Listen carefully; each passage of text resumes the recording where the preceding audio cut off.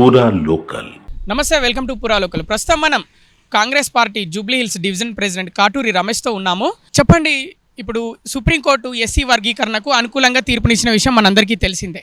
మరి హైదరాబాద్లో సింహగర్జన అనే పేరుతోటి మాలలు బహిరంగ సభ నిర్వహించారు. దీన్ని మీరు ఏ విధంగా చూస్తారు?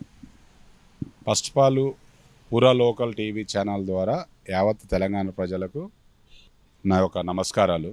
ఈరోజు నిన్న ఏదైతే మాలల సింహగర్జన పేరుతో నిన్న సభ నిర్వహించారో మేము దాన్ని పూర్తిగా వ్యతిరేకిస్తున్నాము. ఎందుకనంటే స్వాతంత్రం వచ్చి ఈ రోజుకి 75 ఏళ్ళు అయిపోయినా కూడా ఇప్పటికీ ఎస్సీ కులాలలో 59 కులాలు ఉంటే 59 కులాలకి చెందాల్సిన ఫలితాలు కేవలం ఈరోజు మాలలే లబ్ధి పొందుతున్నారు. మేము అప్పుడు కూడా ఈరోజు మా నాయకుడు మందకృష్ణ మాదిగ అన్నగారు గత 30 సంవత్సరాల నుంచి పోరాటం చేస్తున్నాడు ఏబిసిడి వర్గీకరణ చేయాలి అని.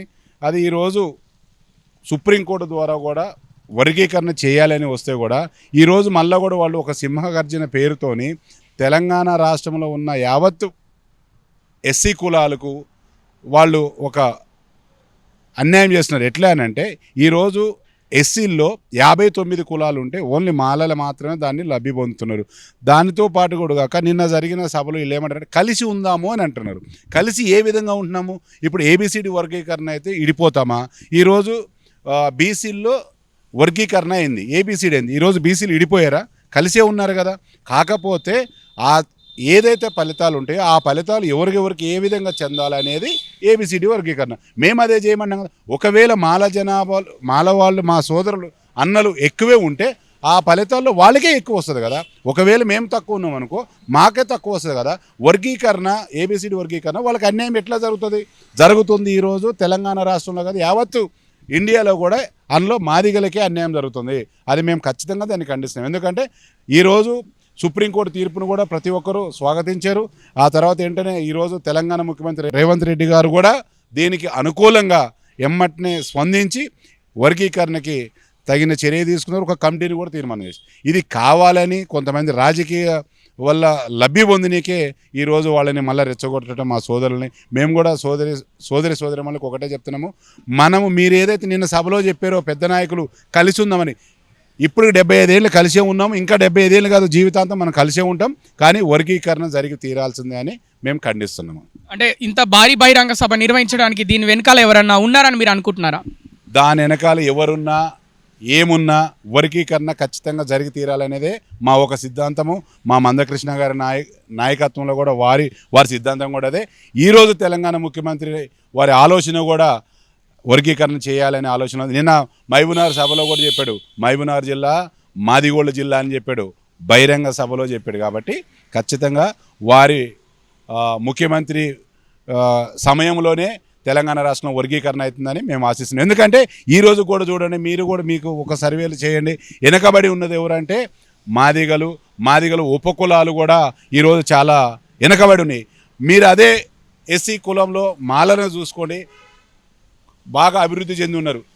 చెందినందుకు మేము కూడా సంతోషపడుతున్నాం.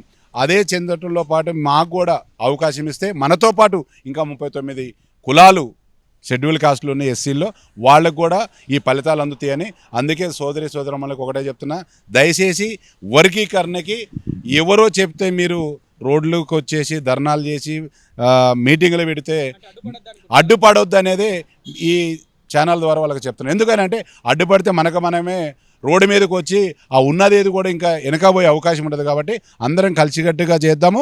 వర్గీకరణలో మీ జనాభా ఎక్కువ ఉంటే మీకే ఎక్కువ ఇవ్వనండి ఫలితాలు, మా జనాభా ఎక్కువ ఉంటే మాకే, ఒకవేళ మేమే తక్కువ మాకే తక్కువే వస్తుంది కదా.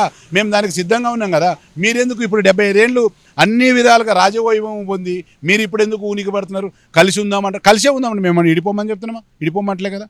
అందుకే సోదరులు మా అన్నలకి మేమేం చెప్తున్నామంటే ఖచ్చితంగా వర్గీకరణకి మీరు అనుకూలంగా సహకరించండి.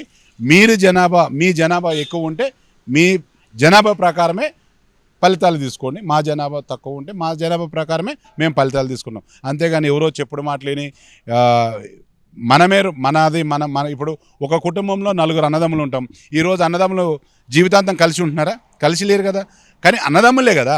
ఈరోజు కూడా మన ఏదైతే వర్గీకరణ అయితే ఆ వర్గీకరణ మీది మీ ఫలితాలు మీకు వచ్చినాక మా ఫలితాలు మనం ఏడున్నా కూడా దళితులమే. ఏబిసిడి వర్గీకరణ ఎంత మాత్రాన్ని మీరు అలాగారు మేము అలాగాం కదా, మరి ఇంకే విధంగా కలిసి ఉండము?